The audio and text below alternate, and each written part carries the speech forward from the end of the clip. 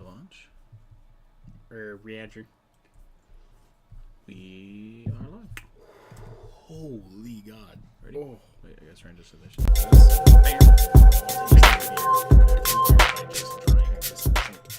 gnarly tasting. Hey, everybody. Long time no see. How are ya? Back again after a week's worth of vacation. LOLOL. Guess who's back? Back again. You swore that you were Shady's going to back. lead in with a song, and you managed to find a way. Guess So what's going on, who's everybody? back? This is the Technically Speaking live show. I guess technically episode 18. It is episode I guess 1-8. We are legal. It Let's go buy some cigarettes.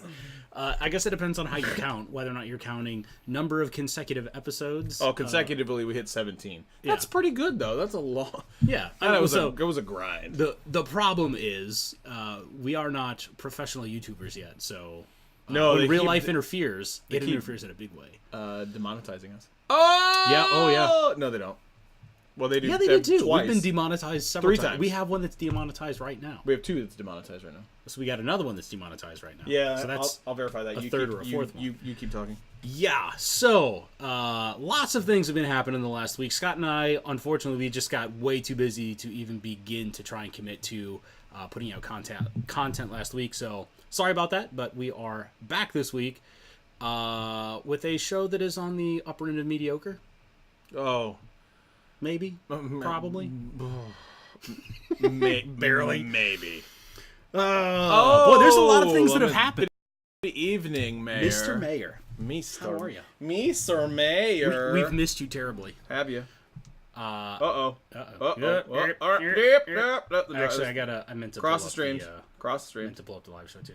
Usually, on my screen over here, I pull up the live show so that I can comment as me, not as the channel. should probably do I that. always comment as a channel, unfortunately, Yeah. because I don't care. Well, I figure like that actually makes sense for us to comment as the channel. Well, no, but I comment on other people's stuff as the channel. Right. That's what I'm saying. Like that makes sense. That doesn't make sense. That doesn't make sense to you. Well, no, because I tend to have different views. Guess who's back? Back again. I'm being unprofessional and typing Any instead man. of.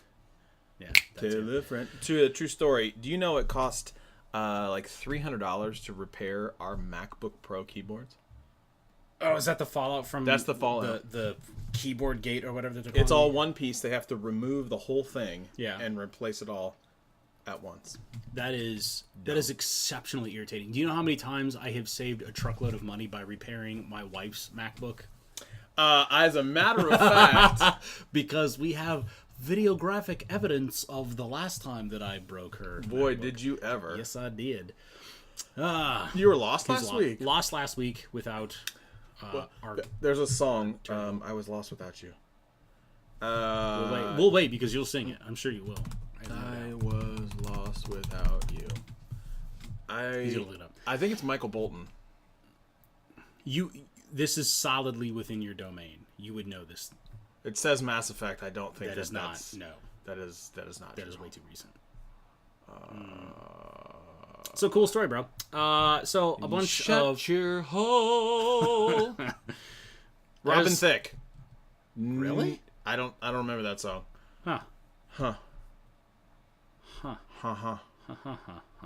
Uh-huh. Anyway, Yeah. so a lot of stuff has happened in the last 2 weeks. Uh-huh. We've got a lot of things happening in the world of iPhones, a bunch of random stuff with Android. Of course, we're going to freak out about artificial intelligence, mainly because that is, A, our current interest, and B, there's a lot of stuff that happens in and around AI. And happens to be a focus of ours at the moment, so might as well talk about it, right? It's interesting. It's gonna mean a lot in the not too distant future. I can almost speech. Introductions, since we've been off for a week and we totally forget how to host a live show. My name's Greg. Oh, no, I thought you were doing... Okay, that was my bad. Go ahead, sorry. We've evidently forgotten all the skills. This guy over here who is jumping the gun randomly about who knows what is... Scott. Yeah. Cool story, bro. I'm way out of it. Let me just tell you, I've had a day. Yeah. Tell me about your day, Scott. I don't want to talk about the day, other than sure? I am a fat white suburbanite. That's privileged. not privileged. This is a total inside joke because there was some shenanery that happened earlier today with somebody trying to call out Scott and failing miserably. You gave him a double barrel peach. 2 doses of pow, if you will. You know what? So you reminded me that it is a big bodybuilder on YouTube. His name escapes me. He does hyphy cakes. Oh no! Oh my God, what is his name? Is it the Asian-looking dude? No, it's a black bodybuilder. I don't know him. I am. There is. I gotta look him up. We're all off the page today. Yeah. Look. Hey, we're on like the main app of my Google Pixel 2 XL. What you did there? Shameless plug. Look at that. Look at that. Look at that. I wish that you all at home could see the quality of the case that he has on his Google Pixel 2 XL. It's cloth. It is dope. It's super dope. I actually really like that case a lot. I'm jealous. I'm not gonna lie. I want that. So I'm gonna leave it up to the people that are out there. There's probably like 2. All one of you. I have 3 videos that are queued up, and I could make all 3, not all at once. For the next 3 videos that I do, I have a Google Home Mini, Google Pixel 2 cases, and should you buy the Google Pixel 2 XL, my eye is like freaking out there for a second. I was like, stroking out, man. or should you buy the original OG Pixel? Yeah. And I think you should do that one first. That's the one I'm leaning, but man, I gotta tell you, it's a hard sell. Since I updated, because I'm on this one, I'm on whatever came out of the box. On the original, I'm on the beta. They made some changes, and it will surprise you. Specifically, I can't tell you. You gotta watch the video. I'll tell you offline because it's really interesting. Like it surprised you're me. You're hyping this like you have my attention. Like normally when you talk about beta, I'm like, it's got to be something massive for me to care about the beta. It really does. It's so good. I don't know. No one can see this, but it's. I'm not talking about my. It's so good. I don't know if I need that anymore. Okay. Yeah. Okay. Yeah. I got your attention. You have my attention. So, it's real good. Real good. I feel awful for anyone who's watching or listening who is like, what are these 2 idiots babbling about? That could be any one of our shows. That's a fact. You want to just jump into it? Hang on. Transition. Ready? Are you going to do transition? Hey, being professionals, maybe. Today's video is sponsored by our friends at Sketchcase. Unleash your creativity and turn your laptop into a portable whiteboard with Sketchcase. This isn't your ordinary laptop skin. You can use dry, wet, or even permanent markers on it. Whether you're a student, designer, developer, engineer, or entrepreneur, you're going to love using Sketchcase. Check them out today at sketchcase.com.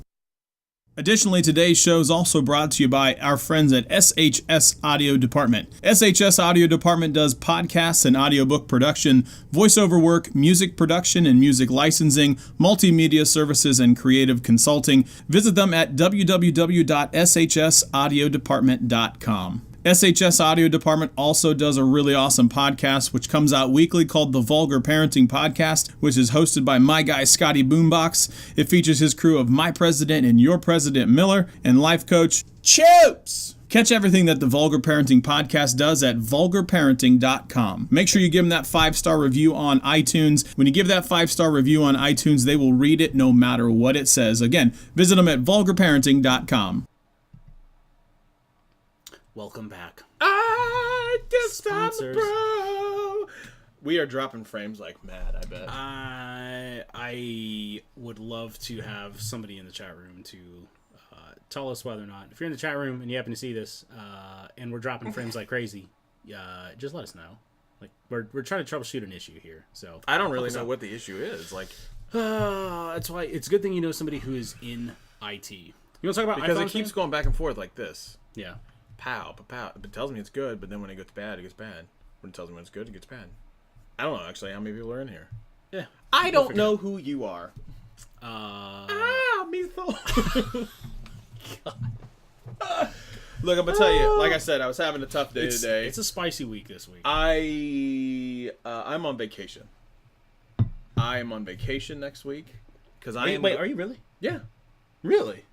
Oh, yes, you are. Really? I forgot. I didn't think it was that quick. I am going to Google. Boom! Yeah, I'm going to Google. Yeah, it's happening. It's it's so funny. All the things happening. My wife is also on vacation next week. Seriously? Yeah. She's going to Florida.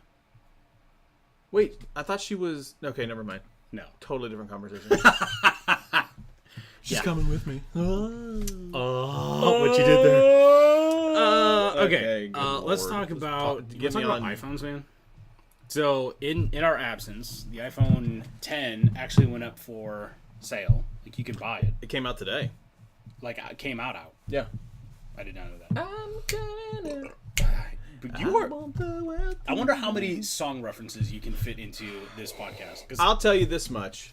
If somebody actually, right now, tells me how many song references, I have a Google Pixel 2, an iPhone 8, another Google Pixel 2, all minimal.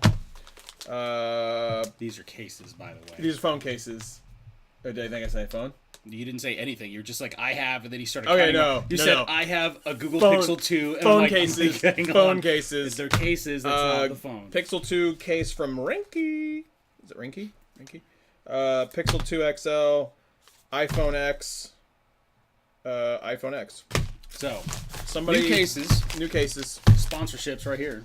Wow. Yeah, big shout outs to our folks at Minimal and Rinky. And Rinky, yeah. But they'll have their own due in terms of commercials, but I wanted to try to give one away tonight. Yeah. I don't think anybody's made any comments. Yeah. And That would be no accurate. offense, Mayor, you don't have those phones. He doesn't have one of those phones now. Anybody else does. Has anybody else said anything? No. Oh, How do you hey! want to go? Oh, hey. There's Brian. What's going on, buddy? How are you? Hey, Brian. Yeah, some of the frames were dropping. The audio keeps trucking through. That's Okay, good. that's good. Brian, I will see you Monday. I'm really stoked about that, actually. So, sorry about the frame issues. We're still trying to figure that one out. Don't know. We'll get there. We could stop and restart, but I don't know if I want to do that. I don't think it's going to work on... We have to figure out what's going on with your laptop. Or I'll just have to host in the future. We'll get there. I don't know if it's my laptop as much as my internet's. I don't think it's your internet's, man. You don't think so? No, because then you wouldn't have dropped frames on your side, on your laptop, when you were looking at local video. It was stuttering. Whatever. We'll get there. Let's talk about iPhones, man. iPhone X has the blue tint issue. Oh. I couldn't even get away from it. You can't walk away from it. So, a couple weeks ago, no, not even a couple, like last week was when, last 2 weeks at least, was when the Pixel 2 XL, what do they call it? Screen Gate or Blue Gate or Blue Shift or whatever. You could have any and all of those things. So people were freaking out on the internet about how the Pixel 2 XL had the blue shift happening on the screen. Basically, if you took the phone and you looked at it straight on, you were fine. But if you did one of those numbers, or if you looked at it from an angle, that's when you had all kinds of problems. The screen would turn blue. Yep. People lost their collective minds about it. I was one of them.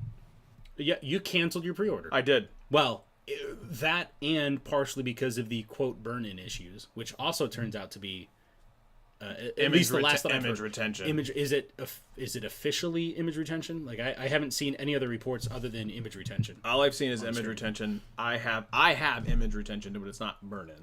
Okay. It is not burn-in. Yeah, so that makes sense. So come to find out, the fanboys on the Apple side managed to overlook the fact that it's the iPhone 10, not the 8. It's just the 10. It's as far as I know, it's just the 10. Also has that blue tint issue. Whoopsie. Some of them are reporting the blue tint. And you know what?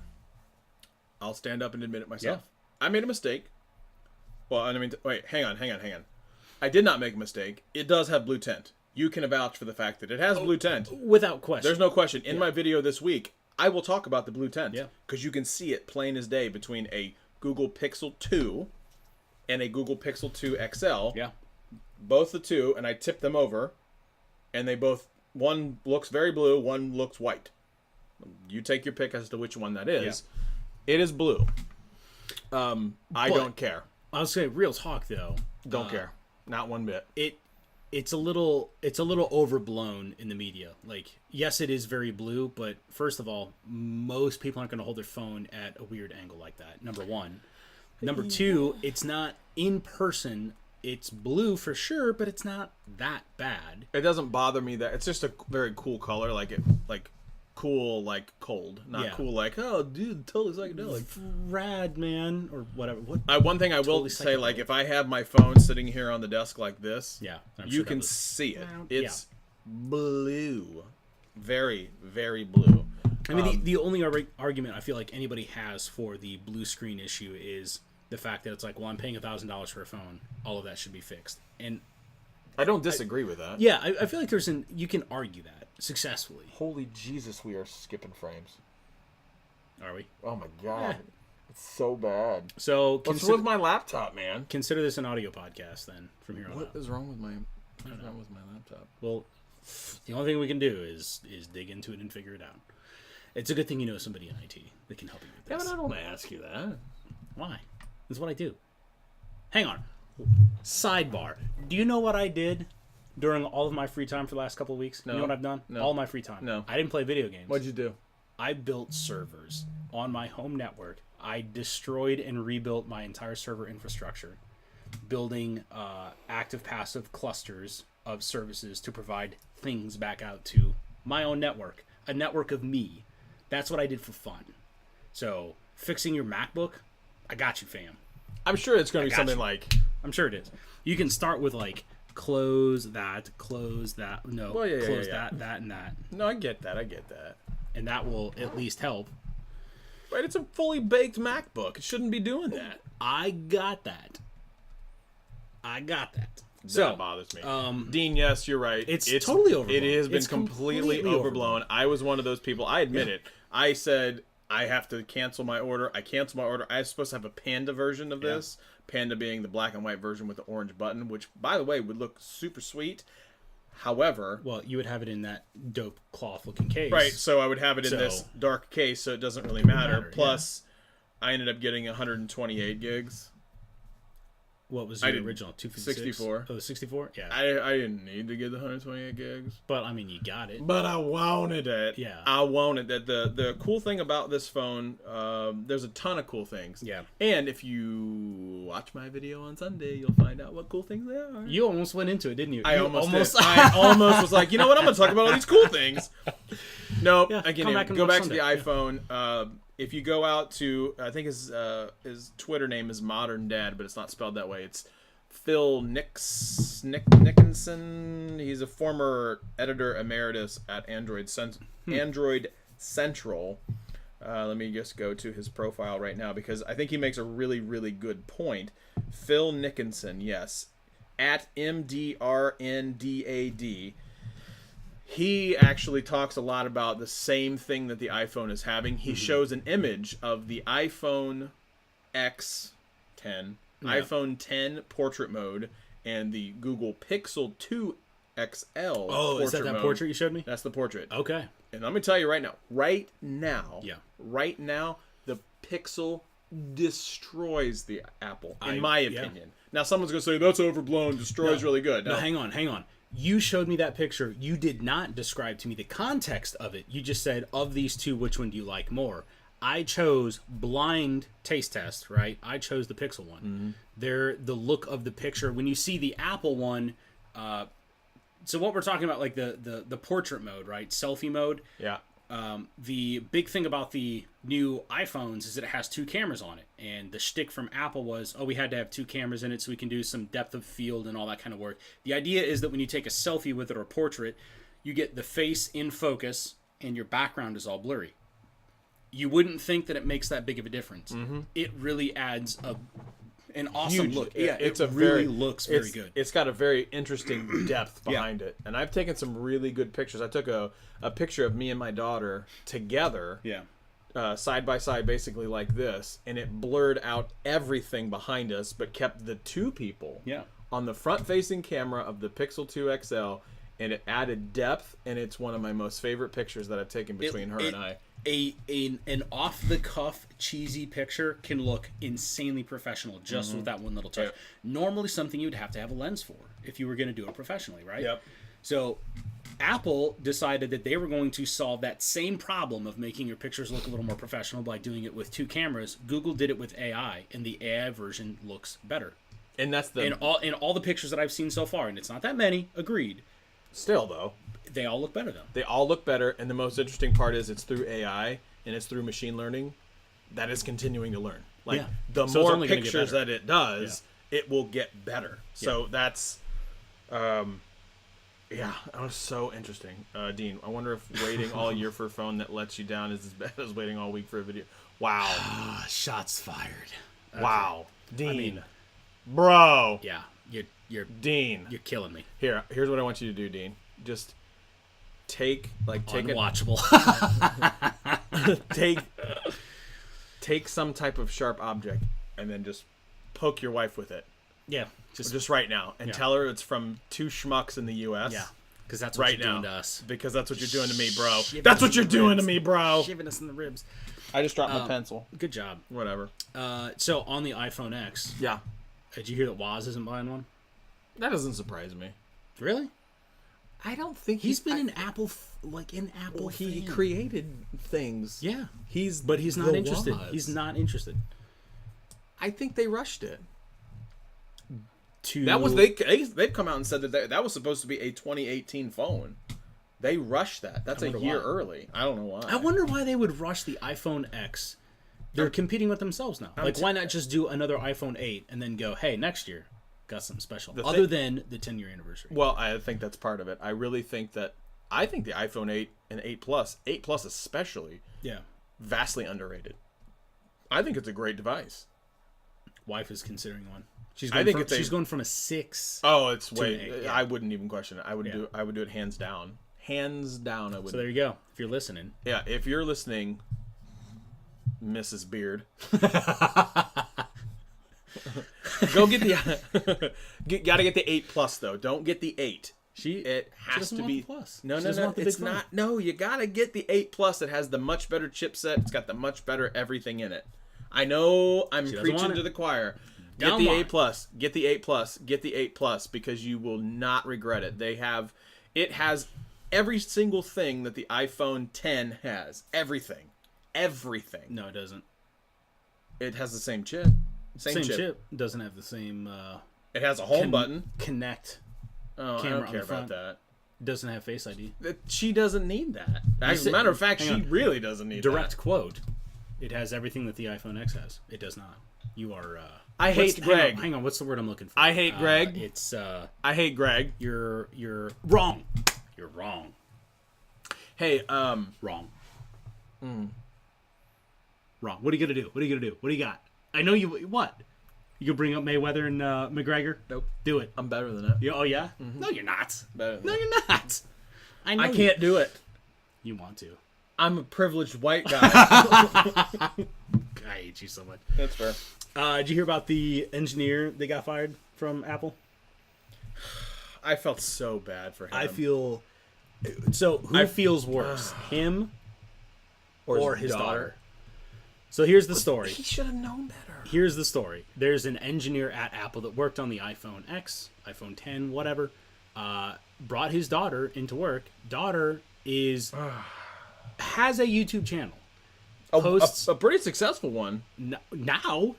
Wasn't at the time. I hope it's real successful because she's going to pay the bills for a while. Was not at the time. So at the time, she just basically posted stuff for fun. Didn't have a big following or anything like that. Oh. So while she was in this Apple cafeteria, she was just taking video of the iPhone X with her dad there. And dad got fired for it because that is a violation of company policy, etc., etc. So Yeah, I mean, I feel bad. I think if she would have just waited like a week to make that video. Just a week. I mean, you're right. We haven't missed anything. yeah, you really haven't missed anything, Michael. I promise. Also, Dean. I hate. Oh wait, no. Where's it at? would your beard be included in the Face ID? That's a legit question. If I had, if I shaved I set my phone up, Face ID, shave. I think Linus makes a video about actually like mimicking and changing his face, and the Face ID does recognize him. That's interesting to me. Mm-hmm. So there's a video out there. So I feel like it's like almost like an over under on what's the word I'm looking for? Like there's like a min max that you can do on amount of detail you can pull from somebody's face. Well, you know that they actually lowered the accuracy rate, which is my point. So if they lower it so that it will take into account more stuff, facial changes, like I have a beard, I shaved it off, Face ID still works. What does that do to security? It lessens it, but for sure it does, but still greater than the thumb or the finger, which is impressive to me. Speaking of finger, sorry. Also, on the subject of the Face ID thing. I was going to say on the subject of the finger. Yeah. Have one. So Apple just announced that they were going to give third-party app developers access to Face ID information. Don't they give access to our fingerprints? I don't know. Maybe. I would assume. My guess is that they already give they have to, because like I have apps that recognize my fingerprint. Yeah. Well, for their apps, so they have to. By that logic, I would imagine that is two separate fingerprint databases, but I mean I don't know. I'm not an app developer. I didn't program my fingerprint into like LastPass. It just said, "Do you want to use your fingerprint?" And I said, "Yes." Oh, yeah, I think you're right. Because LastPass is the one I was thinking of too. Yeah. So is it saying like it's a situation where it's like I want to verify you? Yeah. So does it go to Google and verify the fingerprint because the phone says yes, this is him? Is that all happening in real time? Because I would argue that probably not.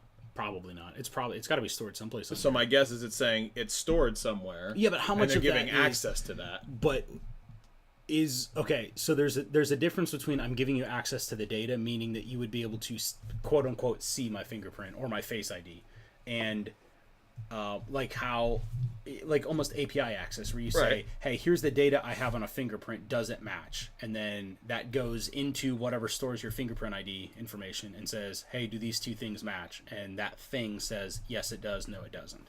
Well, then there's a difference between those two things. Is there? Yes, absolutely. From a security standpoint, absolutely. What's the difference? Just give me the 10-second. I don't know that I can, because when you talk about how cryptography and stuff like that works on the internet, there's public keys and private keys. We've had this conversation. Yeah. Right? So the three-way handshake, four-way handshake. Exactly. My sweet, awesome explanation of that. It was 100% accurate, completely accurate.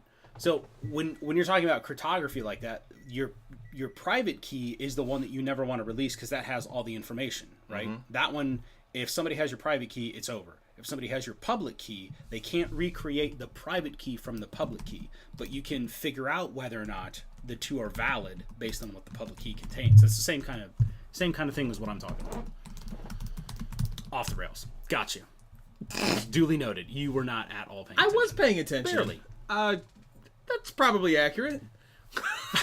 You said words. Words were Dean asked a good question. I was more interested in Dean. Not the first time. Sorry. So yeah, engineer gets fired.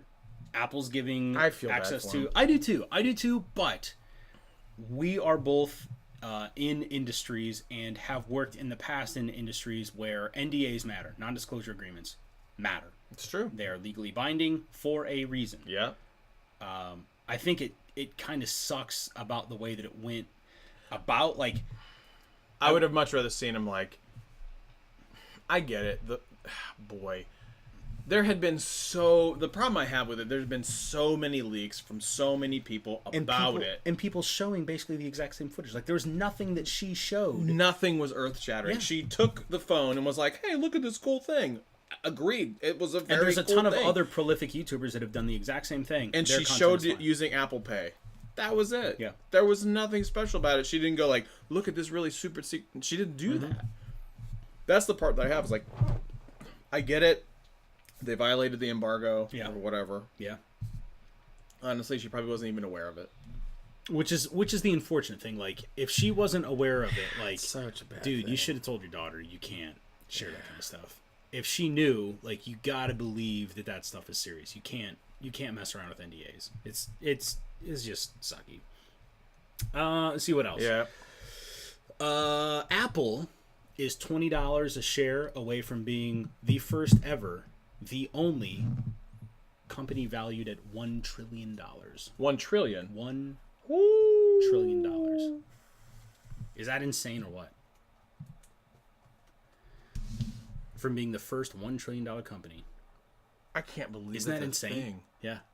This is an article from Market Insider. Apple is $20 a share away from being the first $1 trillion company. AAPL, look it up. That's amazing. And every indication is that's going to happen because both the iPhone 8 and the iPhone X are doing gangbusters. They're doing really well for Apple right now. Well, man. Amazingly enough. People are... So I've said it before, and I'll say it again. Mm-hmm. There's a reason why people buy Apple products. People buy Apple products. They're loyal to the Apple brand immensely. People buy into Apple's why they exist, why they do things. Why? Because it just works. Yeah. Evidently not well enough to stop the skipping in my MacBook Pro, but it just works. Like my wife's iPhone just works. Like it's that's the thing. It's very easy. Apple... It takes really great photos, which most of the time people take photos, they do Facebook, they do text messaging, which by the way, Apple's got that on lockdown between the integration with FaceTime, iMessage, all of that. Yes, I'm going to get to that in a second, Brian. Yeah. That's a really great point. But they've got it nailed down. The integrations are great. And when you're in the ecosystem, it's very, very hard to leave. So Apple's very binary. Like you say, Apple stuff just works. It does until it doesn't work, and then it does not work. I agree. But So- then what do you do? No, Like, I completely agree. I had the best luck with my Apple. It just stopped. It just crapped out on me in the Yeah. last 3 weeks. But the 3 years before that, I never had an Yeah. issue. And you just go, yeah, that's pretty good. and that is exactly what Pretty good usage. why my wife is probably going to buy an iPhone 8 because she's had an iPhone 6 forever, and it's only until recently, which leads into like the conspiracy theory about the planned obsolescence with Apple devices, that they purposely cripple them to force you to buy a new device. And I don't know, courts have vindicated them. Maybe there's an element of truth to it. The iOS, actually Android too, gets not bloated. That's not the right word, but it gets heavier. It takes more hardware to run the OS every single year. But I don't feel like there's been an appreciable increase in mobile hardware to account for why a 2-year-old phone runs dramatically worse than a brand new phone. But yeah, I mean that's exactly why my wife is gonna get an iPhone 8. Preston said it best. I really want to switch to Android, but I own every Apple product, and it's hard to break the ecosystem. It is the Preston. You sir are not alone. Yeah. At all, by a long shot. And I'll take the opposite approach. I have trouble getting into the Apple ecosystem because I've lived my whole life in the Android system. I know how this works. Yep. I like the direction of the AI approach. I like the direction that Google's taking it with, AI first and the interactions and integrations that I have. Yeah, I'm right there. It's probably easier for me to go Android to Apple than someone going from Apple to Android. Totally agree with that. That's the one thing that I've noticed. There's some little nuancy things like the iMessage thing. That's a weird quirk. I feel like we have talked about this a lot, but the lack of an iMessage type of thing in the Googleverse is a big miss. They tried with Hangouts. And it was used to be great. Well, it was marginally successful. I liked Hangouts. OG Hangouts, I will give you, worked well. Like, it worked well on the phone, it worked well in the browser. Like, that was the closest thing we had in the Googleverse to iMessage. But it's still, it was missing the fine integration that iMessage had. Like, iMessage, it's not a separate app that you have to open up. You either get iMessage or you get text message, and users don't have to specify that. And that's what Preston basically says. FaceTime and iMessage is what keeps me. Yeah, 100%. Yeah, I totally agree. I will say this much about Google Duo, though. The integration is getting there, and it's super, super legit. I like Duo a lot. The fact that you can Duo from Allo now That's a big deal. That's a big deal. Like I duo him all the time, and I don't actually look at him. Like I don't ever actually pick up when he calls me. I'm usually like, and then I just roll my eyes. if it's a situation where like if he's in his basement, which I know he gets absolutely zero service, no reception. I'll call his phone, he won't answer, and then I'll immediately call on Duo and be like, I'll just basically throw the phone on the seat, and it'll pipe through the Bluetooth in the car, and he'll be like, oh hey, what's up? I'm like, you're in the basement again, right? He's like, yep, and so all he sees is the ceiling, but it's a situation like it works. Like Duo is getting really close to FaceTime. What Apple has in the advantage of FaceTime is time. Like everybody knows they've been doing it forever. My God, people, my wife and kids will be like, I want to FaceTime Daddy. Yeah, I have an Android. Like so what they call FaceTime it's become a noun. It's like Googling. It's like Googling. I'm going to Google something. Like I'm going to FaceTime somebody. I'm not FaceTiming them. I'm duoing them. Yeah, and that doesn't work. That doesn't work. Yeah, FaceTime. Yep. So. Yep. Okay. The live shows. Dean, that's a great question. You know what? Let's go right on the air. Let's air it. Do it right now. Live. You want to have the conversation? Let's about have it? it right now. Okay, guys, we're gonna have this conversation. we're gonna plan this. We're gonna plan this out right now. You guys are gonna see braining. We're gonna brain. We're gonna. We want you to interject your brains into our brains, and collectively, we're gonna brain the brain thing. So, did anybody like the 6 o'clock time? I personally liked. Sup, Kane? I know who that is. I don't know who that is. All I gotta say is bikes. Wow.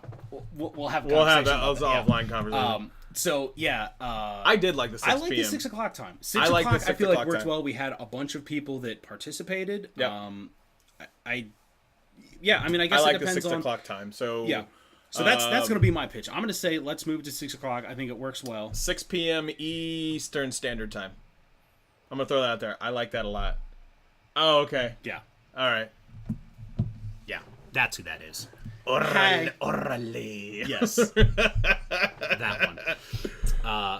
Hey, I feel bad because we were gonna do pizza and wine with them tonight. And then, really? Yeah. And then I ruined it. No, my wife was like, yeah, we can't because Greg has his live show, and I was like, sorry, I'm a ruiner. It's what I do. Yeah, so full disclosure, folks. Greg and I are on the struggle bus right now. It's been Struggle bus right now. It's been tough, man. We've been busy. It really has. Man, has it been busy. So YouTube. YouTube is great. Like I love what we're doing. I love what we're doing on YouTube. I really, really do. But YouTube has problems, though. YouTube has problems, and it's.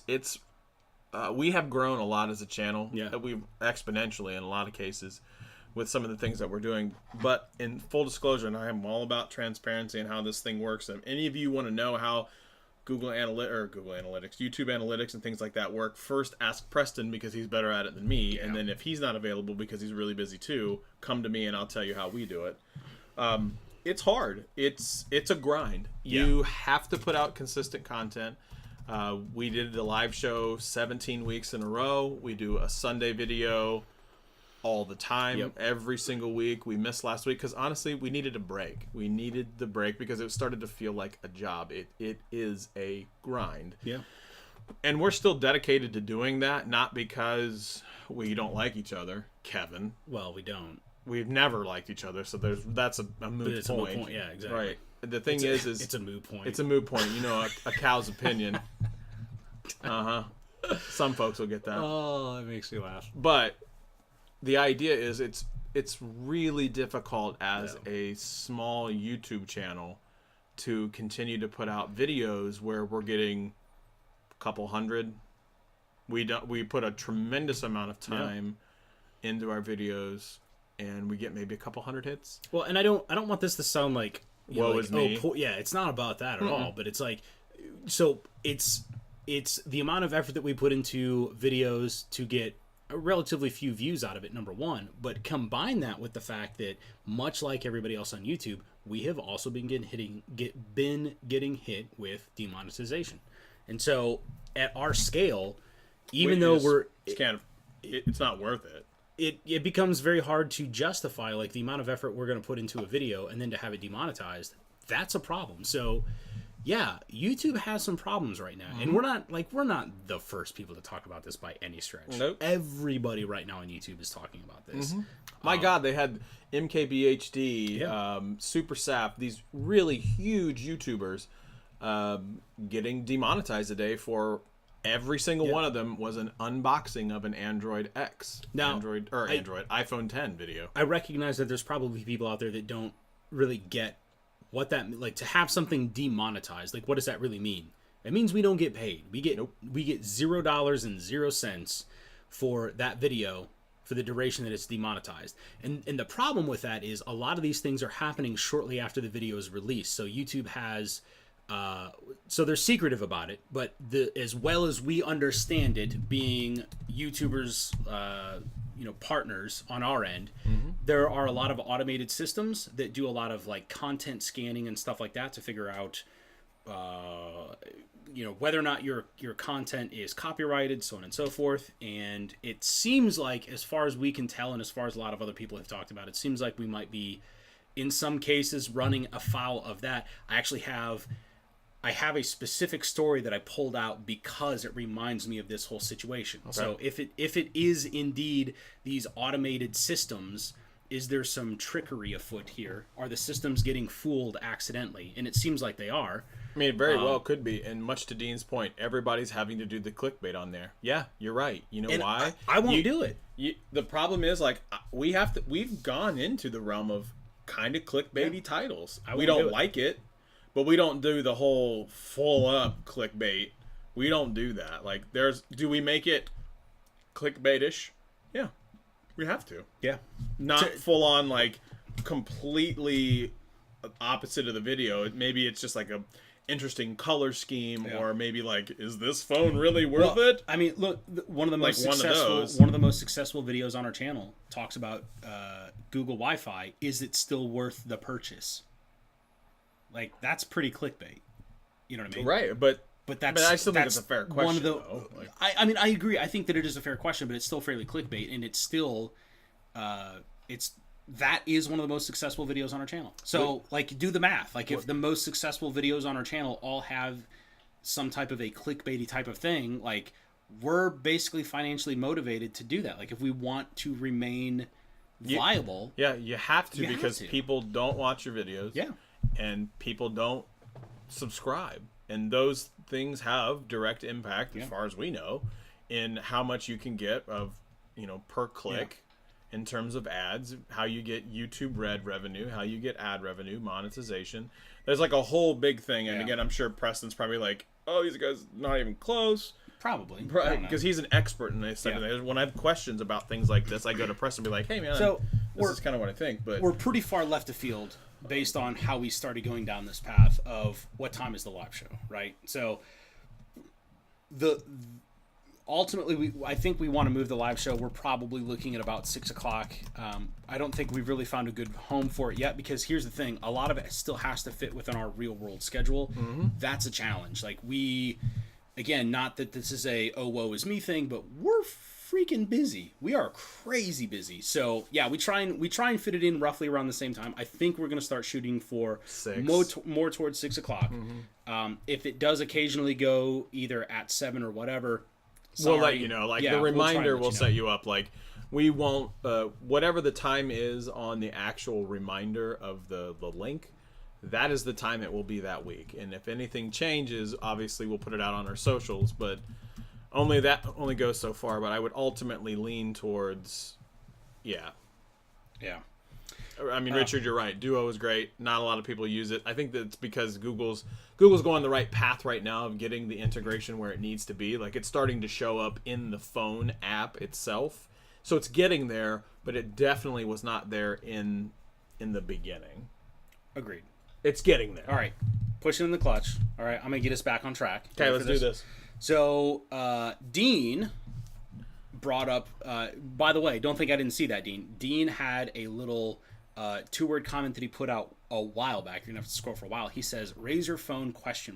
So we're going to move to talking about Android stuff, some of the Android news that's happened, and the Razr phone is a thing. So Razr is Near and dear to my heart, I guess. At my core, I'm a PC gamer. Razer is a company well known in the PC community for making PC peripherals.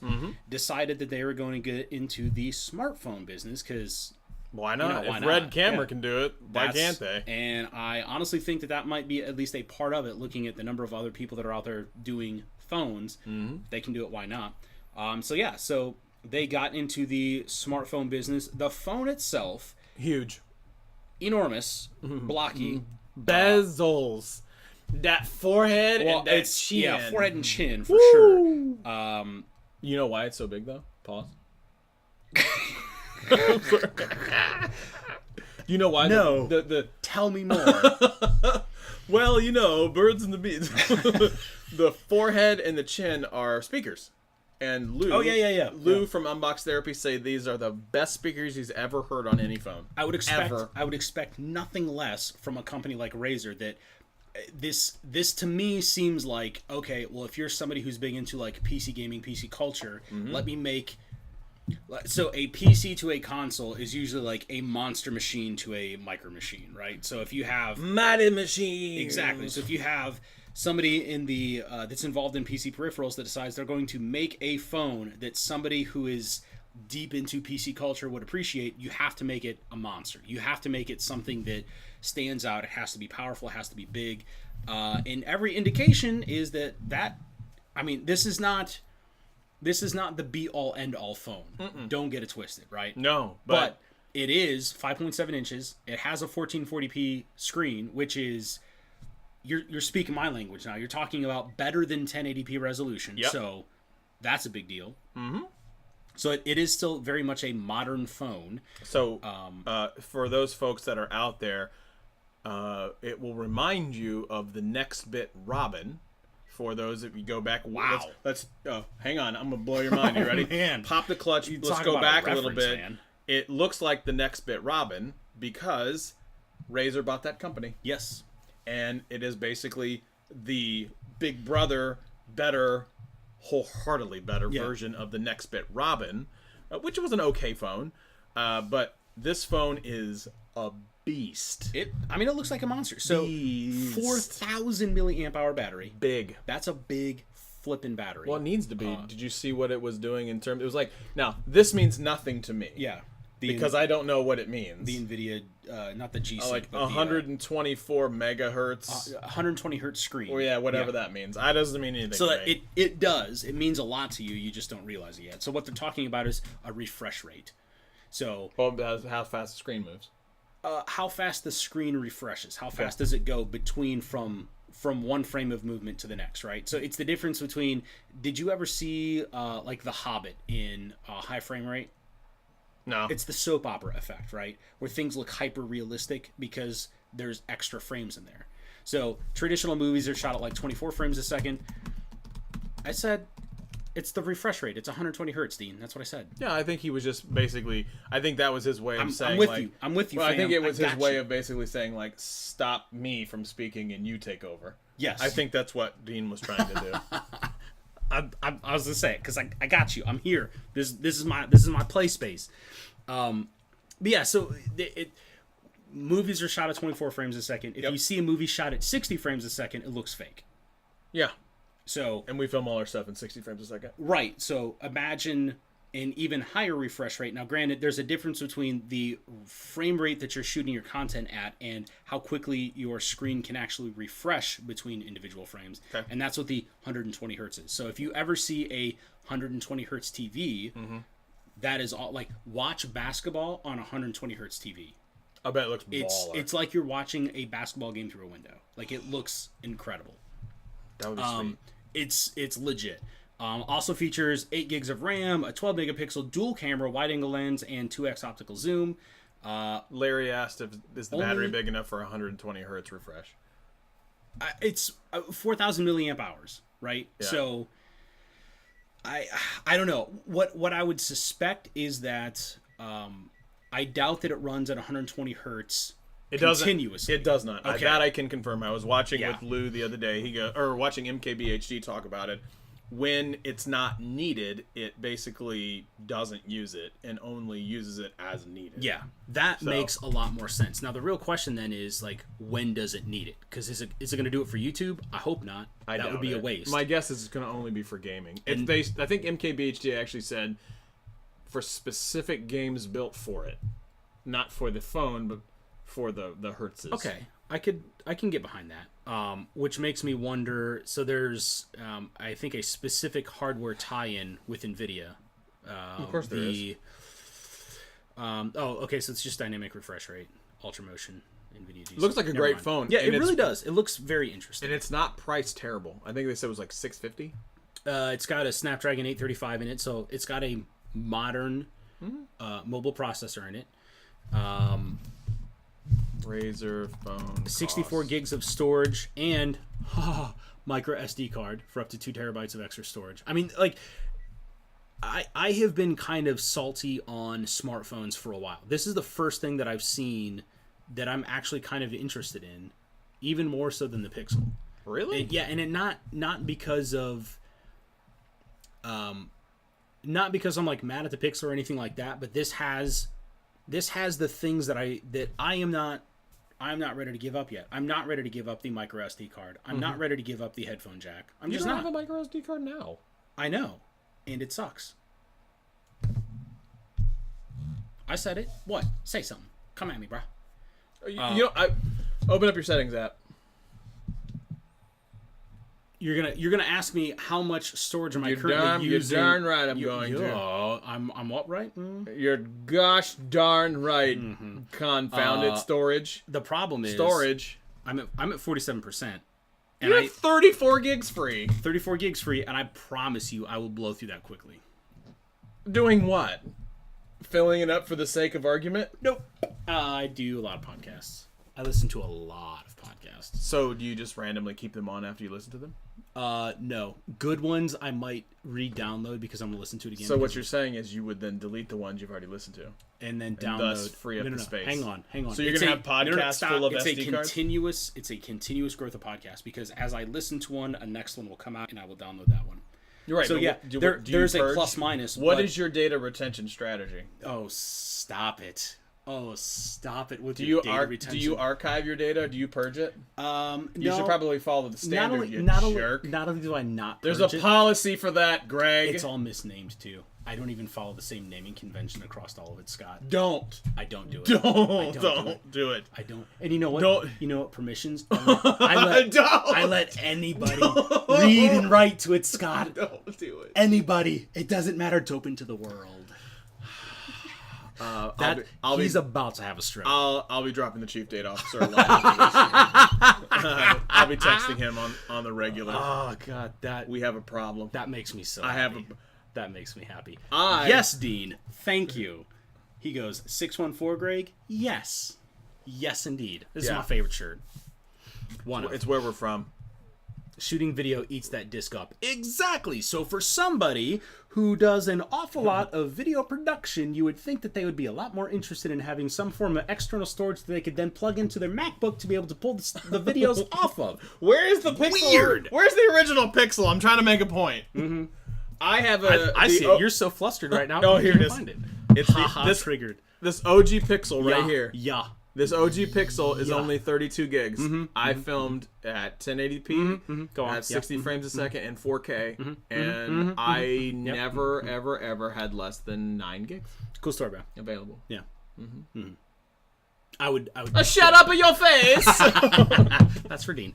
Let's see what else we got. The HTC U11 Plus was apparently supposed to be the original Pixel 2 XL. Yeah, it was. Which I think is interesting. It didn't happen. The unfortunate thing is, at least stateside, we will not be getting the HTC U11 Plus, which is unfortunate because it seems like it's a pretty a solid device for a really reasonable price. Yeah. I mean, it's not bad. So this came about. The Verge is running an article on it. Short version is early code dumps of, I think it was Oreo. Early code dumps of Oreo. There was a code name for a particular device in there That code name then was replaced with another code name that we know for sure ended up being the current version of the Pixel 2 XL, which is the LG device. Muskie was the old version, the old code name. And then lo and behold, said code name popped up again and is attached to the HTC U11 Plus. The device itself, I mean, it looks like this. Yeah. I mean, it really really does. Like, I know that they switched some things out, but I mean, they would have had to have, but I mean, it really does. If that were coming to the States, I would argue that this is the budget Pixel. Well, and so some people are like, "Oh, I'm really disappointed that this wasn't the Pixel." Mm-hmm. I'm really happy that it wasn't. I just don't like the phone. Like, it looks okay.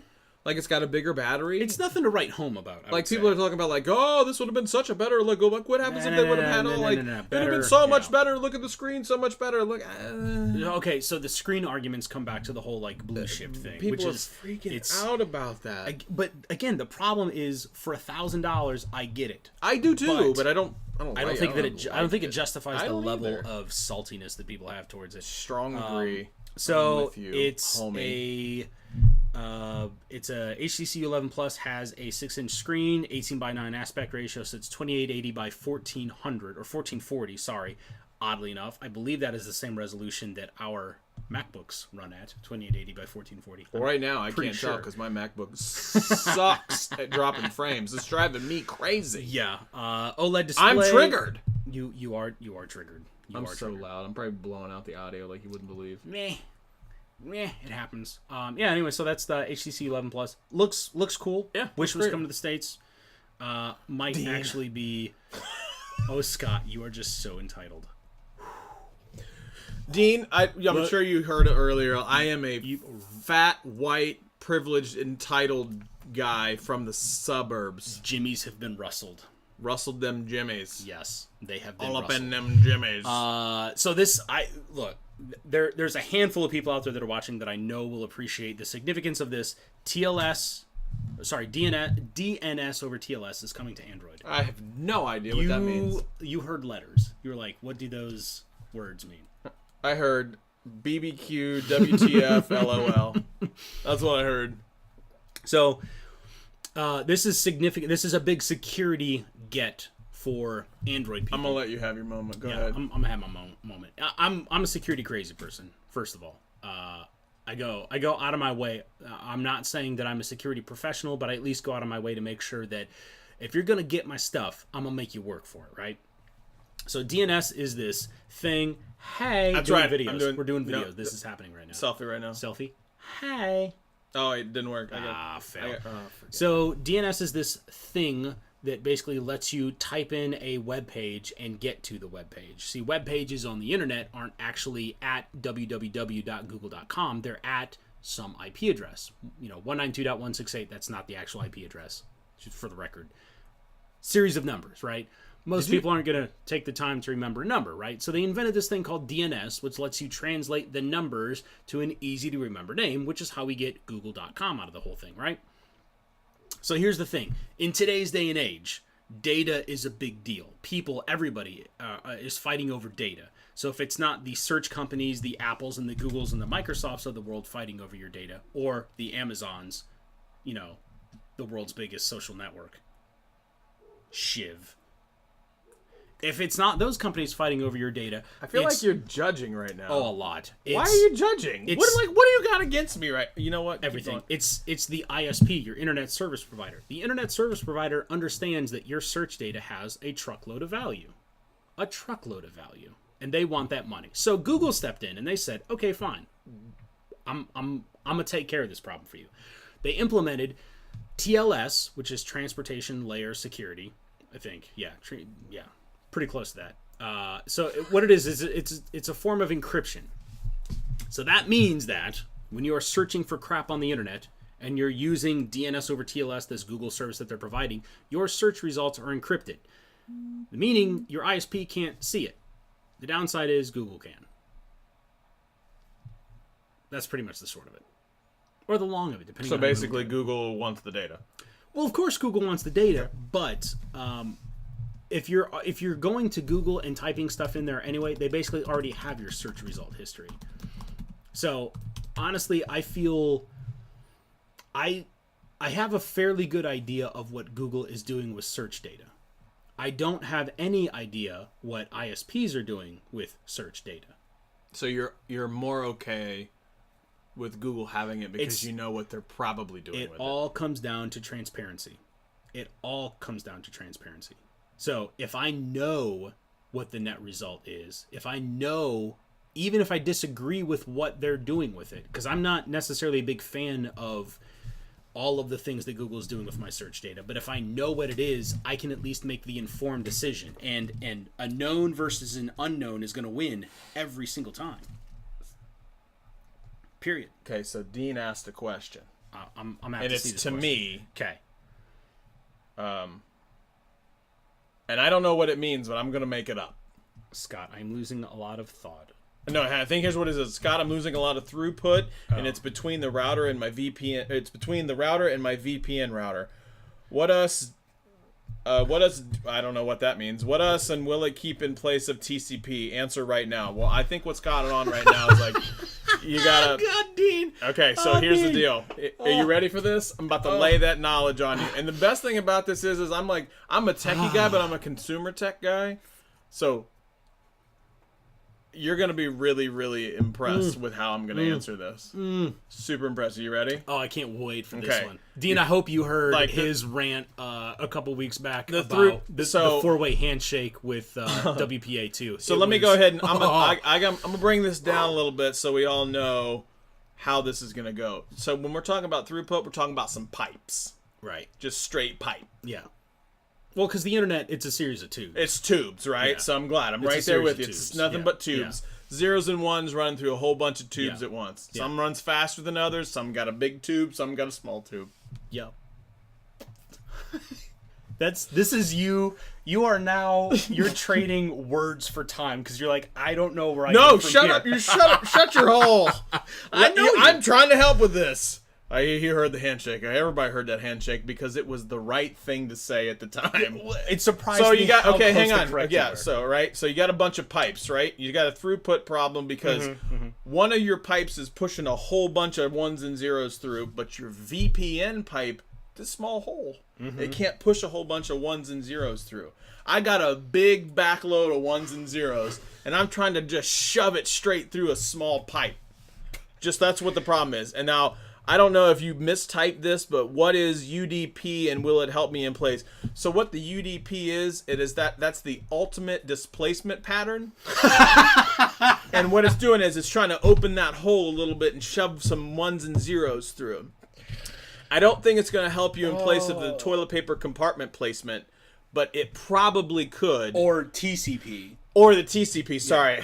You know, these acronyms and everything, they all get caught up at times. The long and short of it is you need a bigger pipe. So what I need you to do is just reach over and tap your wife a little bit and say, honey, these two chaps from the U.S. said I need a bigger pipe. Are you okay with it? What you did there, I'll seize it. Says, I mean, is that close? Is that close? Dean, I would totally love to dork out with you about VPNs and stuff. So, yeah. I'm not even close, and I don't even care. The best part about this is I am making this up on the fly. So I was with you until like when you were like, I have a big pipe, my VPN has a small pipe. Was that even remotely close? Yeah, because typically a VPN, when you're talking encryption, all the rest of it, VPNs necessarily have encryption. Sponsored by. That's what I'm drinking. Jason asks, "What are you drinking tonight?" Evidently not enough. It's just Diet Mountain Dew. I don't drink liquor. Yeah, I drink beer like it's water. Anyway, so you weren't far off the mark. Much like your conversation about the four-way handshake, you were just close enough to be irritating with how close you were, and then you would just go way off in the left field. Yeah, I did. I'm like, yeah, that's right. No, that's not. None of this is right. No, that right. Those two words that you put back to back. Those two words, correct. Yep. Everything else trash. And it's annoying, right? Because it's super annoying. I bet it is. I am drinking the fantastic Columbus Brewery Brew Dog. This is Elvis juice. It is fantastic. This is a grapefruit IPA. It's glorious. Oh my, Dean. This is a family show. Oh, whoa, I got aggressive. Wow. So aggressive. Don't swing at Dean. Dean swings back. I love it, Dean. Love it. Okay. Yeah. Moving right along. We're going to. You're welcome, Dean. What else do you want to talk about? Yeah, I'm happy. Honestly, full disclosure, I only knew up until about the big pipe, small pipe. Like, all jokes aside, like, I had it up until that point, and then I had no idea. And I was going to make it up. As soon as I saw UDP and TCP, I was like, Scott is lost in the sauce. Oh, yeah. There's no way. No idea. Okay, so you don't want to have our weekly freak out about AI? What else do we have just in case? So It's all AI, right? this and these. I don't really want to do that one. Which one? The Amazon key one's hilarious. Do you want Amazon to come in and steal all your stuff? Okay, we'll do that one. There's at least one AI one that I want to talk about. Okay, it ties back to.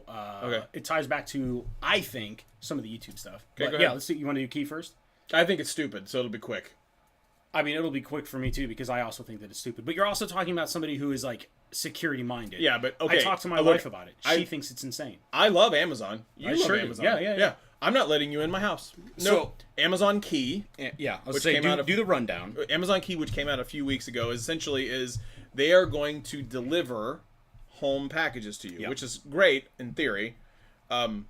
Except the point of the key is they have a key to get in your house, and that means they're going to come in and then put the stuff down in your door. So no. I'm not letting Amazon in because ultimately they're going to take a box, they're going to deliver a box inside. Congratulations, here is the thing that you ordered on Amazon. I'm taking your TV. Well, That's probably a stretch, but that's clearly the fear, right? Yeah. But the problem is you're not letting Amazon in. You're no, you're letting UPS in, you're or letting whoever. whomever they partnered with. Yeah. Yeah. So when you get to logistics, you're not. Logistics means that you are not picking out the specific person or company that's doing it. It becomes like a bidding process. Like who's going to be able to do the thing for the cheapest, the quickest, whatever. So yeah, I'm not. Jeff Bezos is not coming to my front door to deliver my package. Were it Jeff Bezos, I would have no qualms about opening up the door. Hey, here's the passcode for my garage. Go ahead and come on inside. Because Jeff Bezos doesn't need anything that my privileged white person has. He doesn't need any of it. So here's the He deal. can buy my entire neighborhood and then some. You build your second headquarters in Columbus, Jeff, because you're watching our show. Right, clearly, yeah. I'll do Amazon Key for a month. Just 1 month though. I would That's not. crazy. I Just would 1 not. month. I would do it for 1 month. No, I would not. I would do it for 1 month and then change my locks. I wouldn't do that much. Let him in, Greg. No, I wouldn't do it. No, because here's the problem. They're already in, No, Greg. stop. Because this is the entire thing about like, oh no, I don't have an Alexa. I don't have Google Home. I have none of those things. There's a Google Home Mini right there, as a There matter is, of fact. yeah. You want to grab it? Grab it. Touch it. Yeah, do it. Yeah! I'm gonna unplug it. No, don't unplug it. Why not? What do you need to unplug it for? It's just right here. It's surprisingly cool. It's bigger than what I thought it would be. Oh! It's about the size of a donut. That's your comparison. That's your unit of measure is a donut. You made the touch thing work. I did, but how did that happen? That is interesting. Let me tell you why that's interesting. Google decided. Oh, you're watching this. Yeah, I am watching this. We're actively... This is big. Let me tell you something. So Google said that they were going to disable the touch on this thing because of some of the early reviews that went out, the early samples that went out to people. Basically what they found is the conductive cloth that's on the outside here. They found that the Home Mini was accidentally picking up what it thought were touches, and so it was just continuously listening to conversations. People flipped out. Rightfully so. I get don't it. think that that's supposed to do that. I don't... And here we are. Touch is clearly working. Yeah, I don't That's know interesting. if that's supposed to happen. Dean says about the size of a donut does not work here. About the size of an American donut. Okay, like a pastry, a bagel. What do you guys have in the UK? Dean, I love you. Help me out here. Yeah, this is supposed to not work this way. So I'm gonna take it back to. Is that in your way? No, well, not really. Oh, right here. Just throw it around. I'll just put it there, yeah. So, to take it back to the Amazon conversation, Larry asks, how long will it be before there is an Amazon, like, box that you can deliver to? So, fun story. I haven't even told you this one yet. When I was in college, I went to college for computer engineering and electrical engineering. In my senior project, one of the senior projects that I worked on was a package delivery box where when you open it for the first time, like, it starts out unlocked, and a delivery person could come by, put a package in there, close the box, and then it would lock it, right? And then problem solved, right? Mm-hmm. Your packages stay safe. That was 2003, okay, and we were working on that. Mm-hmm. One of the big problems that we had is how do you account for, like, what's a reasonable size to make a locking box like that? Okay, fine, let's not make it a box. Let's make it a door. What is a reasonable size to make a door like that to be able to account for some type of a package delivery? And I think that that's the thing that would hold back the Amazon box that would be locked and secured. That's what would hold that back. How do you make a reasonable sized box that you could account for? Why can't you just have a series of boxes? Like, yeah, you have a state, you have like a station, right? Why wouldn't you just have the like a biggest box post possible? office? It's called a post office. That's what you need, right? Like, yeah, you but would need, no. like this is at your house, though.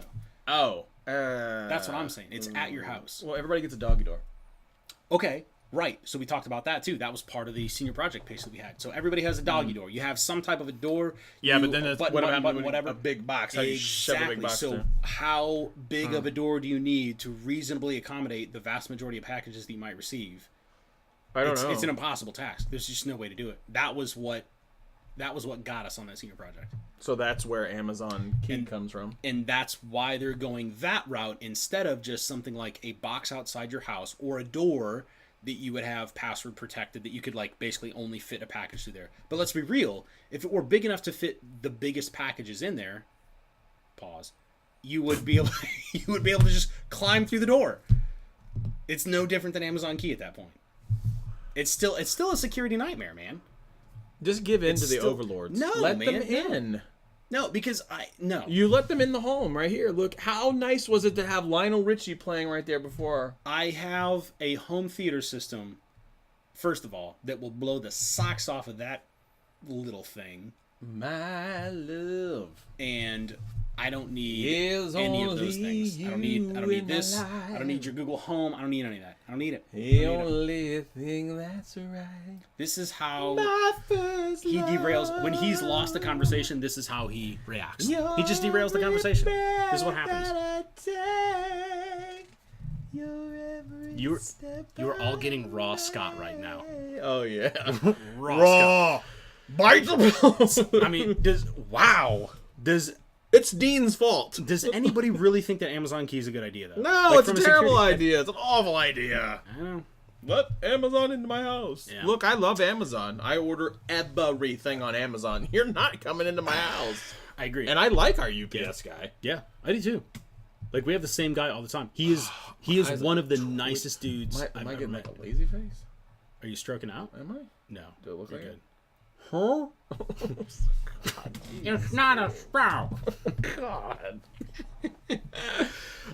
Okay, so we gotta have our beat the death out of the show. we gotta have our weekly AI freak out. I'm looking forward to AI. I've gone all in AI. I have gone all in. I've read. I mean, to the point where we're even talking about that with work. We talk about AI and how it can do things. Yeah. So let's talk about. I'm gonna let you read those comments. Yes, I did. So there's a handful of interesting things in the AI world, and there's one specific one that I wanted to bring up because it ties into, I think, and mind you, this is a totally uninformed opinion, right? So I don't know how YouTube works. I mean, unless you work for YouTube, you probably don't know how YouTube works. So this is just my guess, right? So there is a really interesting article that came out of this researcher who is studying. It's basically the same thing as an optical illusion, but for artificial intelligence, right? So we've all seen an optical illusion. You look at something and I don't know, maybe it looks closer than what you think it is. It looks bigger than what you think it is, something along those lines. Like, we've all seen optical illusions before. So somebody did a study and basically found that it was possible to fool neural networks to fool artificial intelligence into thinking something was something else. And the example that they give is they show this this toy sea turtle, and there's an image recognition camera that's running. So they put this toy sea turtle in front of the image recognition camera, and the camera thinks that it's a gun. And it is... I don't understand. It is so clearly not a gun. No, it's a turtle. I'm is looking right at it. It's a turtle. Clearly But how did they fool it? I don't follow. It's think optical illusion, right? So what happens is, okay, think... Let me see if I can bridge this gulf for you, right? So think optical illusion. Did you just call me an idiot? No, but this is, like, unless you read the paper, it's a little bit hard to understand why that's a thing. But this is going to be a real-world problem that we're going to have to solve. So anybody who's afraid that the AI is ready to take over tomorrow, it's not, because we have to figure out this problem. Or it's going to think that every turtle is a gun, and it's going to pick up all the sea turtles in the world and try and take over the world. And that's not going to happen either. So A lot of turtles. So think about optical illusions on one hand. Now think about Google Daydream. Do you remember? Yeah. No, Google Dream, not Daydream. Daydream's the VR thing. Yes. Think of the where we did this, where you could upload the picture and it would God, hallucinate the in that creepy. picture. Oh, Yes, yeah, yes. that was crazy. So what that whole algorithm is doing is go out and look up Google Dream. I can't remember if it's Daydream or not. It's not Daydream. It's not Daydream. I can't remember what the thing is called. But so when these image recognition algorithms are looking, it's seeing an optical illusion in those pictures. Deep Dream. Deep Dream. There it is. Deep Dream is Creepy. Deeply creepy. Oh. It's basically it's artificial intelligence that's hallucinating. Let me see if I can put this in there. I don't know if I can. You should try, because it's super duper weird. So yeah, I mean that's the nearest that we can tell as far as what's happening with these image recognition algorithms when they think that a sea turtle is actually a gun, is that type of a thing where the same type of pattern that is being highlighted in the Deep Dream algorithm is the same type of thing that's happening here, where it's hallucinating the edges of what makes up a sea turtle, and eventually to some of those image recognition algorithms it thinks that it's a rifle. And evidently right now we have a bad stream. Whatever, And I it just used went. to. Okay. So here's my tie back to YouTube, right? So Yep. I think that YouTube, Google is an artificially intelligent first company now. Yeah, that's what they I think say. that YouTube is more than likely, YouTube is owned by Google. YouTube is more than likely employing artificial intelligence, machine learning, deep learning, all of these things to classify and categorize content, and also, tailor searching. It's a big part of like how things show up on your YouTube page, but also demonetization. So all this wave of demonetization stuff that's happening, I think, is very similar to this, where there's a neural network or something that's happening behind the scenes that is looking through that content, and it thinks that it sees something there that should be flagged, but in reality it should not. But this is a problem. Like, we're going to have to figure out how to get around this. But it also kind of implies that hallucination is kind of like just a part of intelligence. So I would have to imagine, first of all, that there has to be machine learning, AI, and all of that doing YouTube stuff, because there's no possible way a human can. Well, I would be without a whole bunch of them. I would be way more surprised if it came out that YouTube was not using machine learning. I would be way more surprised. Oh yeah. Way more surprised. So You're right, Dean. I saw that. Fat entitled idiot that can't lead the theoretical golf. No, I am with you. So I so from the AI, you're right, Dean. First of all, Yeah. From the AI perspective, somebody said it best that there was a guy that basically was one of the most like founding fathers of something or other. I saw this article the other day reading about AI, and he goes, "Look, AI, everybody's freaking out about AI, and they should freak out because we need to get ahead of it because it can go real quick. But AI is still pretty stupid. Like, it's still very, very much dependent on people and input. And input. Quality of Right. input. Yeah. You feed it the still, wrong input, and it comes up with the wrong conclusions. Yeah, so it's still very, very much quote unquote dumb, but it's way smarter than what it used to be. And once once it starts figuring out how it can do things on its own better than people, there's when you run into the problem. So like, there's a whole like, what is it? Somethingoflife.org. The name escapes me.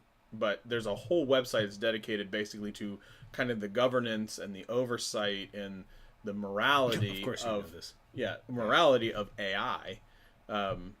There's a lot of moral problems with AI. Like, so you want to talk about morality and philosophy around AI? There are a lot of problems. I can't remember. It's something of life. Future of Life Institute. Oh yeah, futureoflife.org. I know those guys. They make some really compelling arguments about like basically the benefits, the risks of artificial intelligence, myths, things like that. So go to futureoflife.org and they lay out a whole bunch of things, a whole bunch. Yeah. And I've dove in with both feet on AI, not only from like a more interested in it on a personal level, but even from a professional level, because to think that it's not going to be the direction that we need to go, that would be naive. And equally naive to think that it won't get out of control, because it can. I wouldn't even argue that it's the direction that we need to go, but is it the direction that we are going for the foreseeable future? Yeah, because there's a lot of money. If we're a free market capitalist economy, blah blah blah blah blah, and I'm not even going to get into any type of argument in and around that. Then companies are financially motivated. That means they're financially motivated to pursue technology like automation, artificial intelligence, anything that is going to improve efficiency, that is going to provide a feature difference in product, cut costs, all of those things. That is where all these companies are going to go. So yeah, of course they're going to be pursuing artificial intelligence. Of course they're going to be pursuing automation. Yeah. So I'm not even convinced, and I'm fundamentally, big picture, long term, I'm a believer in AI. Like when you hear about some of these people talking about, and by the way, there's another article that I'm just going to gloss over real quick, but there are people out there today who are working towards ushering in the era of artificial intelligence, because they fundamentally believe that AI will act as some type of a god, some type of a, not a creator in like the biblical sense, but in terms of just raw power, will be heads and shoulders above anything that humanity can imagine. Even a demigod, if you will, and they want that. They are looking forward to that. They feel that an AI would be better capable of managing humanity than humanity would be able to. Even being a supporter of AI, even I'm like, whoa. Yeah, like that gets into the whole like. This goes back to that driverless car, like car driving down the road. Trolley problem. Right. Yeah. Driving down the road, and you have no choice. You can go nowhere. Yeah. The car either kills you in it, kills the person to the left, which is just one person, or the group of 5 to the right. Which does it choose? One of them has to happen. How does it know which one to choose? From a algorithmic perspective, it's probably going to choose the one on the left, because it's one, not you, because it's probably programmed to say, I need to protect you. Maybe, we don't know. Well, or the less bad would be the one person versus the 5 people over here. So there's probably at least once a month that we have a conversation. I'm like, do you listen to Radiolab? And you go, no. And I go, you need to listen to this episode of Radiolab, right? I know, so this is that one. Did you listen to that one? No, I haven't. Okay, so that one, they specifically have a whole bit where they talk about, so that the classic trolley problem is you're standing at the top of a hill, there's an out-of-control trolley, you're standing at the switch. If you do nothing, one person dies. No, I'm sorry. If you do nothing, 5 people die. The trolley goes down, hits 5 people. If you flip the switch, 1 person dies. What do? Right? So most people will cite a whole bunch of moral arguments and say that the only justifiable moral position that you can take on that is to flip the switch, your actions directly contribute to one person dying, but you saved 5 other people. And most people would agree, like, yeah, that's the right way to do it. That argument, like, so they did a whole bunch of other studies where they subtly tweaked the parameters of the trolley problem, including things like, well, what if it's a button and not a lever? Or what if you have to push the person out of the way and that person dies instead of, pulling a lever to do it? So as soon as you start tweaking those parameters, people's answers change, including with self-driving cars. If the one person that dies is you, everybody's answer changes.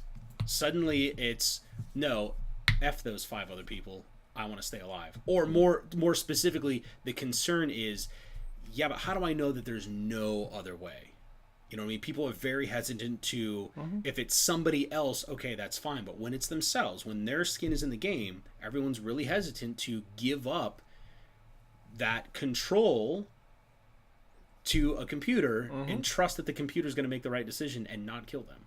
Yep. Or that was the only possible option. Yeah. So, because quite honestly, and this goes back to my point where AI is not there yet. Yeah. The human brain, right now. Yeah, but the human brain isn't there yet, man. Humans are better there than AI in terms of the processing power that we possess in order. Because we even go like, I don't think I've thought of everything. Like, sure. There's probably a chance that we haven't thought of everything. So Right. there's all that thing in the back of my head's always going to be.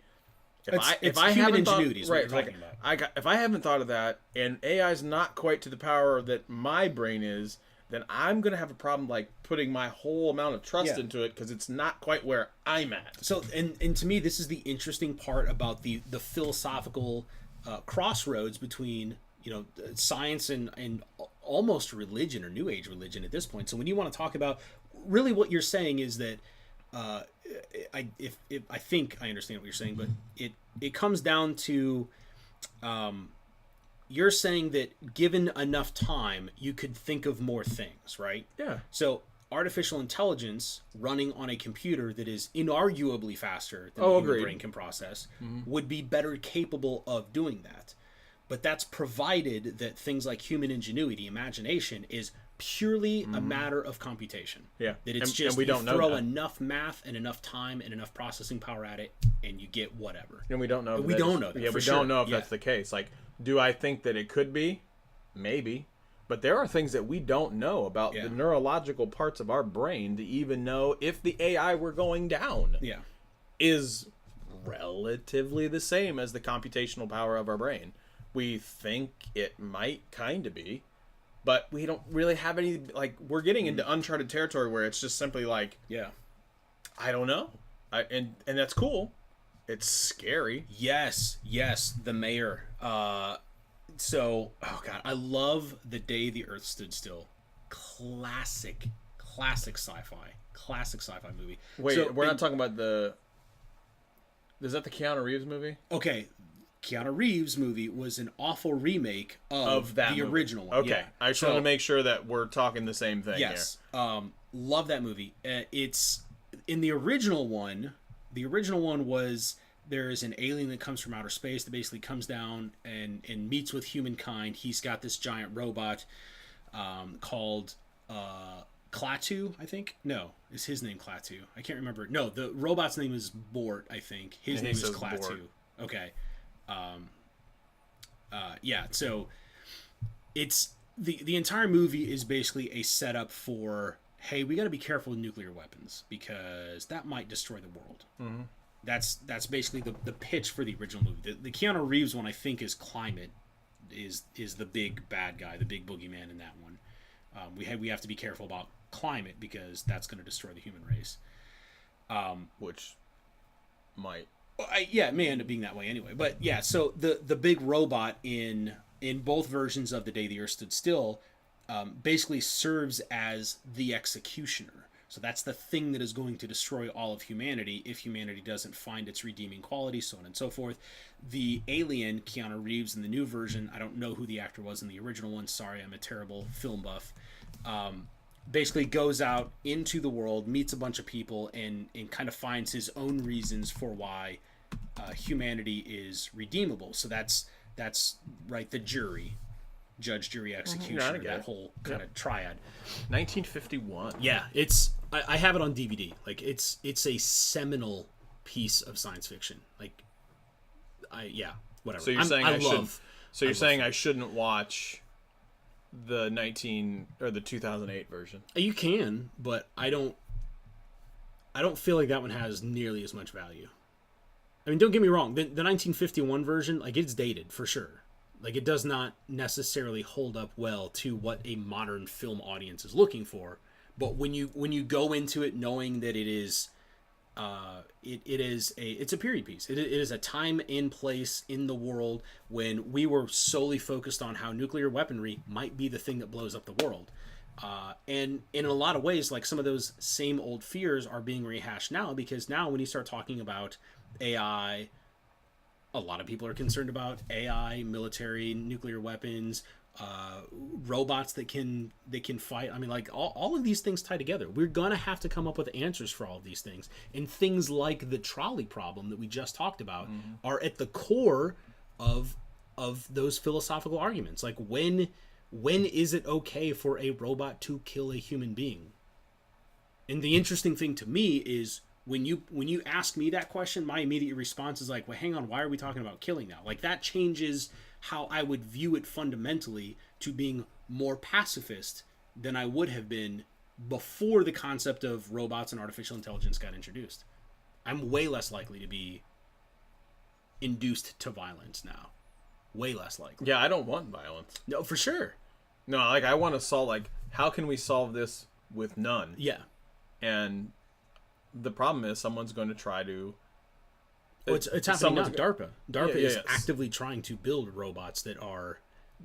The intent right now is probably not warfighters, but... Right, but that's an issue with me. Like, Yeah.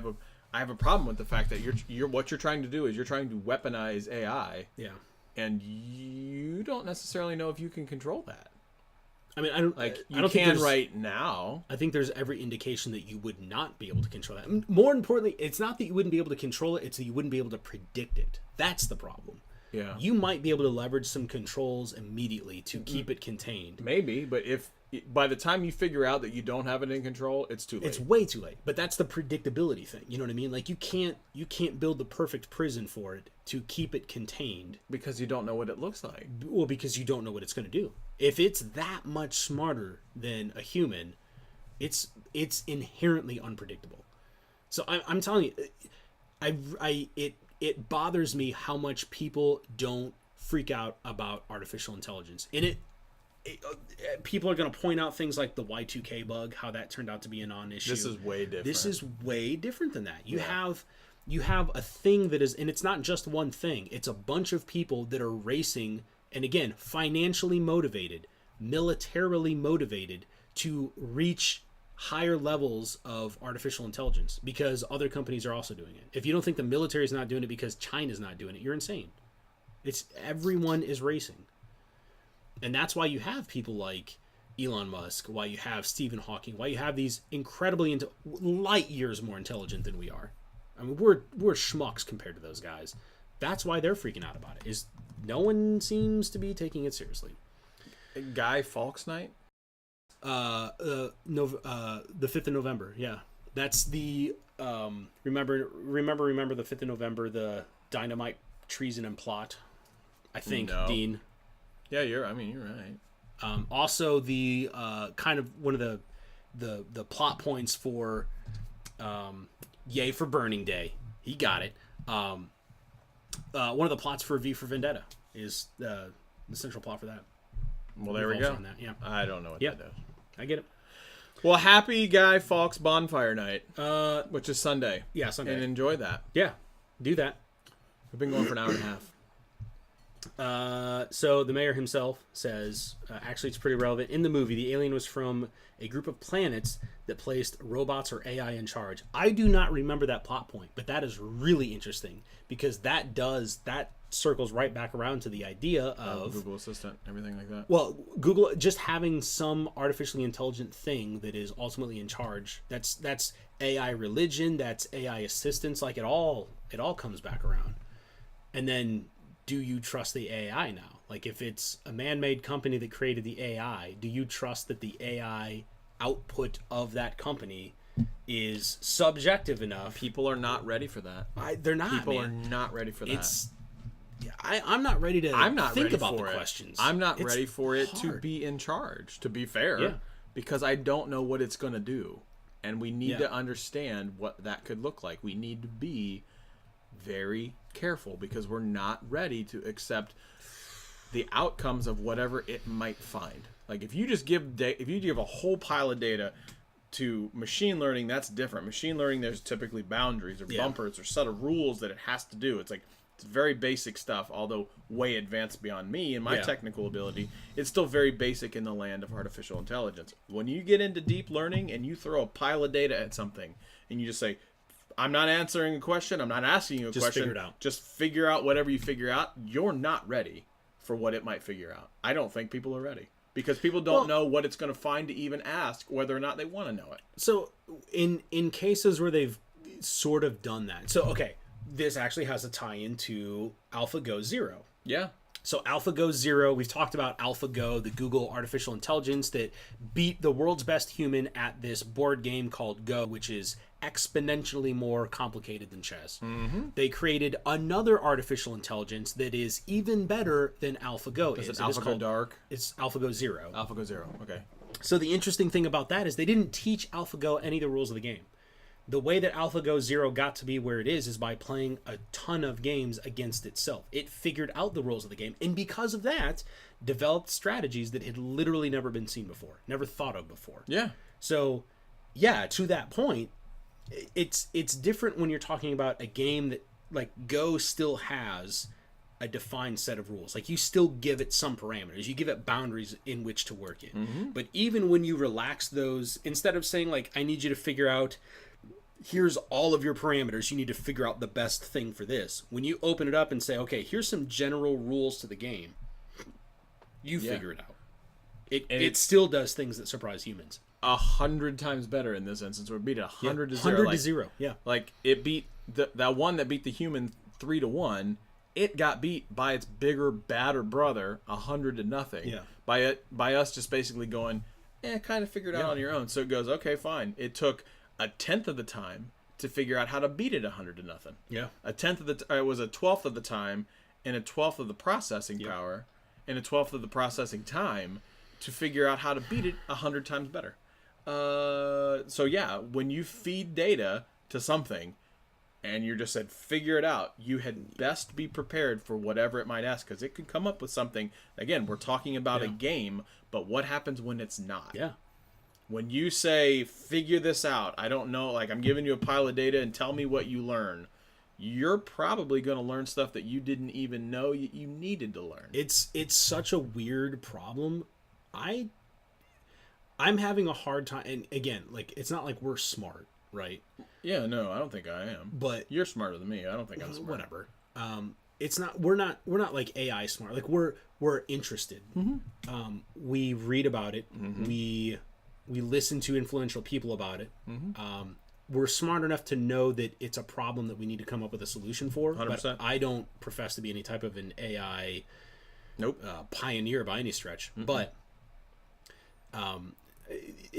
they're all things that we're going to have to come up with some type of a solution for. And when those intelligent people are freaked out about it, that freaks me out. It freaks me out for sure. That freaks me out because they're going, no, this is a really serious problem. And even in my infinitesimal amount of knowledge that I have on AI, and that amount freaks me out, and they have like this much more, and they're freaked out, I'm freaking out. Yeah, but those people even have a hard time seeing a way through this. Like, I have a hard time seeing how we get from where we are through here's the AI problem to the other side where things are all better and we are working nicely with AI. Mm-hmm. I have a hard time seeing what that looks like. Part of I think some of the issue, and this is a way big tangent, and I know we're running out of time. Yeah. Not that we're running out of time, but I have to record A-roll. True. To Dean's point, spooky entanglement at a distance. That's spooky and wonderful. It absolutely is wonderful. One of the things, and I think the U.S. really struggles with this, we need to work with people. Like, this isn't just the U.S. is going to solve this. No. Yeah. This needs to be the world needs to solve this together. We have to branch out. We can't do this alone. Yeah. That we can't do this wild west. I'm going to figure it out from the cowboy perspective of on my own. Yeah. That's not how this is going to work. Because no, that's dangerous. That's a very dangerous proposition. I love the mayor brings up the keyword is judgment. People are good at this, good, bad, or indifferent judgment. So applying value, right? Applying some type of a value to a thing, and totally agree with that. Like people are able to make value judgments on a thing, but the real challenge becomes how do we then teach AI to? It's one thing to teach AI to assess something and say that this is good, bad, or indifferent, but how do we know that the thing that we teach them, okay, this is a good outcome? Does everybody agree on that? Like, do you agree that this is a good outcome? I might not. Right. Well, then you get that really gets into the tricky stuff, is because if you have billions of people that are all going to argue about whether or not this thing is good, bad, or indifferent, and you have one AI. How do you square that up? You don't. Because now you start getting the law of average type of stuff. You start saying that AI has to make the now AI is siding with 51%. AI is siding with 51% of the people because 51% said this thing was good. That's but still 49% of the people said it was bad. That could be really bad. And then don't even get me started on the sentiment. Oh, like sentiment analysis. Yeah, and like stuff I sent you a link about sentiment analysis where it's starting to try to like they're starting to figure it out based on like here's the high level like 5 million Amazon reviews. Yeah, they program this AI to basically say I need you to try to figure out sentiment analysis of is this review good or bad. Yeah. Good or bad, that's it. So think about that. Like is it a positive or negative review of a product? And that's it. That's it. So us as humans can go, I can read something and go, that's a negative. Yeah. And that's a positive. And we don't think much about this. This AI is programmatically to go character by character and then figure out each character by character whether that thing before it and after it is good or bad. Yeah. So while I said AI is kind of dumb, it's smart, don't get me wrong, it's getting there. Yeah. But it's still not anywhere close to like the sentiment of a human. But when it does, it's going to happen quick. And they are working on right now sentiment analysis with AI to basically do it again at very basic levels to look at Amazon reviews to say this Amazon is bad because the word best or not best or ungood or value terrible. Judgments of individual words. Even. Correct. Yeah. So you get into the judgment of the words on the paper, which gets into a whole other mess. There is definitely going to have to be some type of coexistence between AI and humans, and right now people are too arrogant to realize that if you let the AI run and you program it in a way that you can't turn it off, you will never get it back. And we're not there yet. I mean, I'm not trying to be like this is big and scary. Like we just need to make sure that we're doing the right thing with AI. Yeah. Because it can be super beneficial. This can change the human existence. That's how big of a deal it is. Yeah. Without question. Wow, that was really deep. That was really deep. That was a good conversation. Yeah. And I'm tired and I have to do A-roll. All right. Don't make me do A-roll. I'm not making you do anything. I'm doing A-roll. It's going to be probably these two devices. So check that one out on Sunday. Thank you so much, everyone who stopped by. I absolutely love all the comments we get in the comment section. We really love interacting with you guys. Really appreciate everybody's time. And of course, we love talking about the technology and AI and all this stuff. So thank you, everybody. That's it. Check out our socials down here in the thingamajig. You can find us on Twitter in the things down there. You can find me at Ominous Hominid. We also have at The Tech Speaks. That is our channel Twitter account. You are at Scott Peachy and at Scott Peachy06 on the Instagram. On the gram. YouTube.com/technically speaking. Please, if you haven't done so, please don't forget to like, share, and subscribe. It helps us out tremendously. Also, check out these awesome products brought to you by Rinky and Minimal. They were kind enough to sponsor us and send us some awesome cases. real talk, I actually do really like those cases. We specifically sought out Minimal because we do like their cases so much. I think is this the other Minimal Grab case? that one right over there. This guy? And yep, this is a Minimal case Yep. that I had on this guy. So Yeah. that's one, and then right over there is the Rinky case that I have on this guy. Oh, this one. Oh, you don't I need to dropped forget it. that Yeah, guy. whatever. But yeah, I dropped it. anyway, so more to come on that. We're going to be doing a giveaway. I have iPhones, Pixel cases, so keep track of that. We basically just have to take the time to do it. Yeah. Like, share, subscribe, thumbs up. I don't know what I this don't is. know what this is either. Leave a comment below. Yeah. We'll see you guys. Bye. Peace.